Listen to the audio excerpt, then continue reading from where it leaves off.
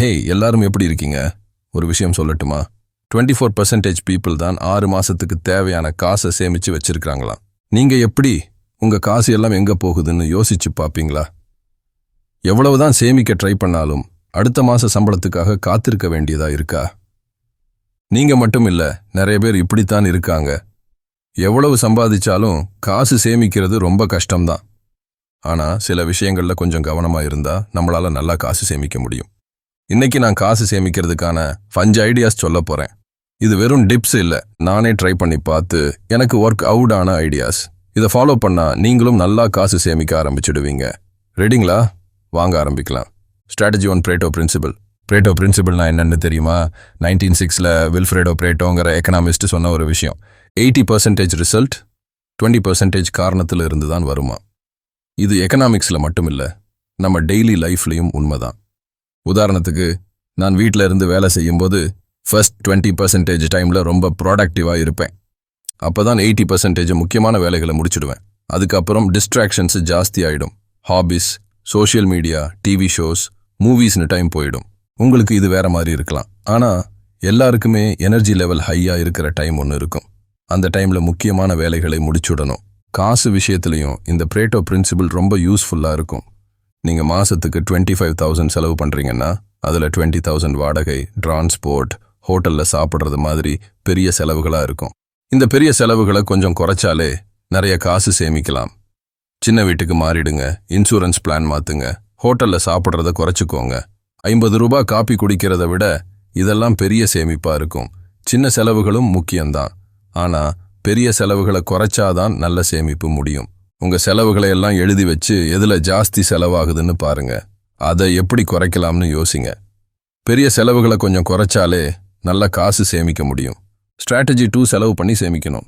நம்ம சம்பாதிக்கிற அளவுக்கு தான் சேமிக்க முடியும். 30,000 ரூபாய் சம்பாதிச்சா 30,000 ரூபாய் தான் சேமிக்க முடியும்.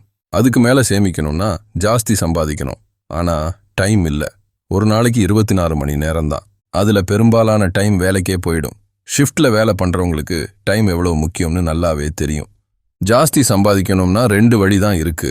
டைம் கொடுத்து காசு சம்பாதிக்கணும், இல்ல காசு கொடுத்து டைம் வாங்கணும். ஒரு எக்ஸாம்பிள் சொல்றேன். நான் ஃபர்ஸ்ட் வீடியோஸ் பண்ண ஆரம்பிச்சப்போ எல்லா வேலையும் நானே பண்ணேன். ரீசர்ச், எழுதுறது, ரெக்கார்டிங், எடிட்டிங், அனிமேஷன் எல்லாமே நான் தான். இதுக்கு ரொம்ப டைம் ஆச்சு.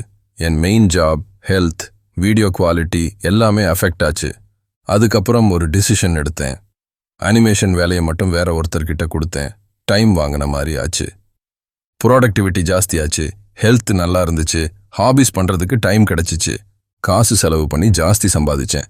சேமிப்பும் ஜாஸ்தியாச்சு. இந்த லாஜிக் எல்லாத்துக்கும் ஒர்க் அவுட் ஆகும். கார் வாஷ் பண்றது, சமையல் பண்றது, துணி துவைக்கிறது மாதிரி வேலைகளை வேற யாராவது பண்ண வைக்கலாம். டைம் இஸ் மணி. அதை நல்லா யூஸ் பண்ணிக்கணும். ஸ்ட்ராட்டஜி 3 ட்ராக் பண்ணி பிளான் பண்ணுங்க. எவ்வளோ செலவு பண்றீங்க, எவ்வளோ தேவைன்னு தெரியலன்னா உங்க பேங்க் அக்கவுண்ட் ஓட்ட படகு மாதிரி தான். காசு எல்லாம் எங்க போகுதுன்னே தெரியாது. பட்ஜெட் போடுறது ஒரு மேப் மாதிரி. ஓட்டை எங்க இருக்குன்னு கண்டுபிடிச்சு சரி பண்ணிடலாம். ஃபர்ஸ்ட் ஸ்டெப், உங்க செலவுகளை எல்லாம் எழுதி வச்சுக்கணும்.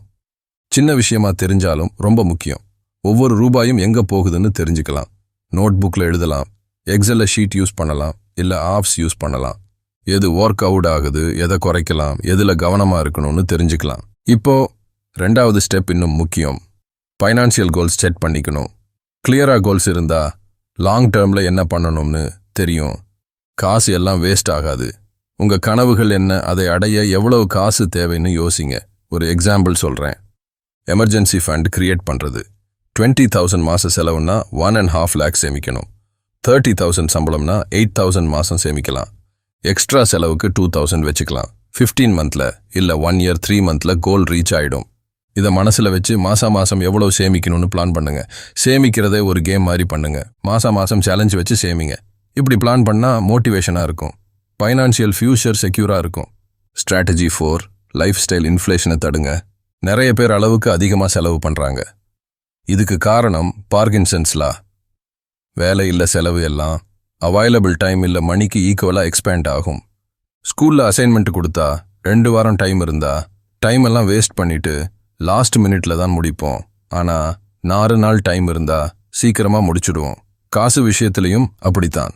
30,000 சம்பளம் வாங்குனீங்கன்னா அப்புறம் வேற ஜாப்ல 50,000 ரூபாய் சம்பளம் கிடைச்சதுன்னா இப்போ 20,000 எக்ஸ்ட்ரா இருக்கே, ஜாலியா என்ஜாய் பண்ணலாம்னு தோணும். இதுக்கு பேரு தான் லைஃப் ஸ்டைல் இன்ஃப்ளேஷன். சம்பளம் ஜாஸ்தியானா செலவும் ஜாஸ்தி ஆயிடும், காசு சேமிக்க முடியாது. அதான் நிறைய பேர் ஜாஸ்தி சம்பாதிச்சாலும் 10,000 ரூபாய் எமர்ஜென்சி வந்தா கூட கஷ்டப்படுறாங்க. இந்த ட்ராப்ல மாட்டாம இருக்கணும்னா ஒரு ஐடியா இருக்கு. நம்ம சம்பாதிக்கிறத விட கம்மியா சம்பாதிக்கிற மாதிரி நம்மளை நம்ப வைக்கணும். நான் இப்படி தான் பண்றேன். சம்பளம் கிடைச்சதும் ஃபிக்ஸ்டு பர்சன்டேஜ் வேற அக்கௌண்ட்டுக்கு டிரான்ஸ்ஃபர் பண்ணிடுங்க. எமர்ஜென்சி ஃபண்ட் இல்லை இன்வெஸ்ட்மெண்ட்டுக்கு யூஸ் பண்ணலாம். 40,000 சம்பளம்னா 20% வேற அக்கௌண்ட்டுக்கு டிரான்ஸ்ஃபர் பண்ணிடுங்க. மீதி 32,000ல மாச செலவை முடிச்சுக்கணும். சேமிச்ச காசு மிஸ் ஆகாது. கண்ணுல படலன்னா மனசுல பதியாது. இப்படி பண்ணா செலவை கண்ட்ரோல் பண்ணலாம். ஜாஸ்தி காசு இருக்குன்னு ஜாஸ்தி செலவு பண்ண மனசு வராது. ஸ்ட்ராட்டஜி 5 ட்ரிகர்ஸ் அண்ட் இம்பல்ஸ் பையிங்கை கண்டுபிடிங்க. டேக் த ஸ்டேர்ஸுங்கிற புக்கில் ஒரு அனாலஜி இருக்கு. எருமைகள் புயலை எப்படி ஃபேஸ் பண்ணுதுன்னு சொல்லியிருப்பாங்க. புயல் வருதுன்னு தெரிஞ்சா எருமைகள் புயலை நோக்கி ஓடுமாம். சீக்கிரமா புயல் போயிடும். ஆனா நம்ம மனுஷங்க ப்ராப்ளம்ல இருந்து தப்பிச்சு ஓடுவோம். ப்ராப்ளம் லாங் டைம் இருக்கும். இம்பல்ஸ் பையிங் விஷயத்துலையும் நம்ம இப்படித்தான் பண்றோம். செலவை கண்ட்ரோல் பண்றது கஷ்டம்னு ஓடிடுறோம். ப்ராப்ளம் தீராது.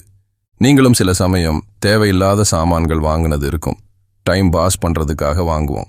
நிறைய பேர் இப்படித்தான் பண்ணுவாங்க. போர் அடிச்சா இல்ல லோன்லியா ஃபீல் பண்ணா அமேசான், ஃப்ளிப்கார்ட் மாதிரி ஆப்ஸில் டைம் ஸ்பெண்ட் பண்ணுவாங்க. இதுக்கு பேர் தான் இம்பல்ஸ் பையிங். ஆனால் இதை மாற்றிக்கலாம். எனக்கும் இந்த ப்ராப்ளம் இருந்துச்சு. 2 ஐடியாஸ் சொல்கிறேன். ஃபர்ஸ்ட், டைம் ஸ்பெண்ட் பண்ணுறதுக்கு வேற வழியை கண்டுபிடிங்க. நல்ல மூவி பாருங்க, புதுசாக ஏதாவது படிங்க, வாக்கிங் போங்க. இதெல்லாம் ப்ராடக்டிவாக இருக்கும், ஃப்ரீயும் கூட. பர்ச்சேஸ் பண்ணுற மனசு குறையும். 2வது ஐடியா 30 days ரூல். ஏதாவது வாங்கணும்னு தோணுச்சுன்னா 30 days வெயிட் பண்ணுங்க. 2 வாரத்திலேயே அந்த ஆசை போயிடும். 30 days கழிச்சும் அந்த சாமான் தேவைன்னு தோணுச்சுன்னா அப்போ வாங்குங்க. இந்த 5 ஸ்ட்ராட்டஜிஸும் எனக்கு ரொம்ப யூஸ்ஃபுல்லாக இருந்துச்சு. நீங்களும் ட்ரை பண்ணி பாருங்க. பிரேட்டோ பிரின்சிபலை ஃபாலோ பண்ணி பெரிய செலவுகளை குறைங்க. உங்க டைம் முக்கியம். வேற யாராவது ஹெல்ப் பண்றாங்கன்னா உங்களுக்கு டைம் மிச்சம், ப்ராடக்டிவிட்டி ஜாஸ்தி ஆகும். செலவுகளை எல்லாம் எழுதி வச்சுக்கோங்க. கிளியரா கோல்ஸ் செட் பண்ணுங்க. சம்பளத்துல ஒரு பகுதியை இன்வெஸ்ட்மெண்ட் இல்ல ரிசர்வ் அக்கௌண்ட்டுக்கு டிரான்ஸ்ஃபர் பண்ணிடுங்க. இம்பல்ஸ் ஸ்பெண்டிங்கை தடுக்க 30 நாள் ரூல் மாதிரி ஸ்ட்ராட்டஜிஸை ஃபாலோ பண்ணுங்க. இவ்வளவு நேரம் கேட்டதுக்கு ரொம்ப தேங்க்ஸ்.